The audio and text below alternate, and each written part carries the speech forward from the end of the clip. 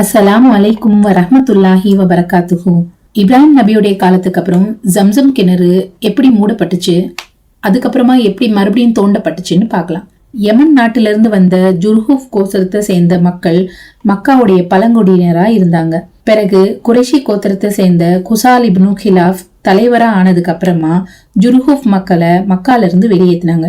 அப்படி அவங்கள வெளியேற்றும் போது அந்த மக்கள் தங்களுடைய உடைமைகளான வாள்கள், போர் சட்டைகள், தங்கத்தாலான மான் சிலைகள்னு எல்லாத்தையும் ஜம்சம் கிணத்துல போட்டு அந்த கிணறையும் மூடிடுறாங்க. ரொம்ப வருஷத்துக்கு அப்புறம் காபாவை நிர்வாகம் செஞ்சுக்கிட்டு இருந்த நபியுடைய பாட்டனாரான அப்துல் முத்தலிப் அவங்களுக்கு ஒரு கனவு வருது. அந்த கனவுல ஜம்சம் கிணத்தோட இடம் காட்டப்பட்டு அந்த இடத்தை தோண்டுங்கன்னு கனவுல சொல்லப்படுது. அவங்களும் அதை தோண்ட ஆரம்பிக்கிறாங்க. அப்துல் முத்தலிப் கிணறு தோன்றப்ப ஜுர்ஹூஃப் கோத்திரத்தை சேர்ந்தவங்களை மக்கால இருந்து வெளியேற்றும் போது அந்த கிணத்தை மூடும் போது போட்டிருந்த வாள்கள், கவச சட்டைகள், தங்கத்தாலான 2 மான் சிலைகள் கிடைக்குது. அந்த வாள்களை எல்லாம் உருக்கி காபாவுடைய கதவாக ஆக்குனாங்க.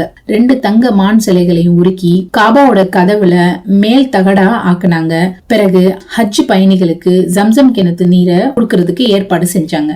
ஜம்சம் கிணறு தோண்டப்பட்டப்ப குறைஷிகள் எல்லாம் சேர்ந்து அப்துல் முத்தலிப் கிட்ட வந்து எங்களுக்கும் இந்த ஜம்சம் கிணத்துல பங்கு இருக்குன்னு சண்டை போட்டாங்க.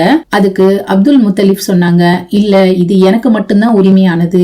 அதுக்கு பிறகு அவங்க விடாப்பிடியா சண்டை போட்டதும் இந்த விஷயத்துல ஒரு முடிவெடுக்கிறதுக்காக ஷாம்ல ரொம்பவே மதிக்கப்பட்ட சாது ஹுதைம்ங்கிற குறி சொல்ற பெண் கிட்ட போய் நம்ம தீர்ப்பு கேட்கலான்னு முடிவு செஞ்சாங்க. குறி சொல்ற பெண்ணை சந்திக்கிறதுக்காக அவங்க போற வழியிலேயே அவங்க குடிக்கிறதுக்காக வச்சிருந்த தண்ணி எல்லாமே காலி ஆயிடுது. அப்துல் முத்தலிஃப்க்கு மட்டும் அல்லாஹ் மழை மூலமா தண்ணி கொடுக்கறான். குறைஷிங்க யார் மேலேயும் ஒரு துளி மழை கூட பெய்யல. இத பார்த்த குறைஷிகள் ஜம்சம் கிணத்துல அப்துல் முத்தலிஃப்க்கு மட்டும்தான் தனிப்பட்ட உரிமை இருக்குன்னு ஒத்துக்கிட்டாங்க. அல்லாஹ்வுடைய கிருபையால அல்ஹம்துலில்லாஹ் நபியுடைய பாட்டனாரான அப்துல் முத்தலிஃப் அவங்களுடைய காலத்துல இருந்து இன்னைக்கு வரைக்கும் ஹஜ் உம்ரா செய்யற எல்லாருக்கும் ஜம்சம் தண்ணீர் கொடுக்கப்பட்டுக்கிட்டு இருக்கு.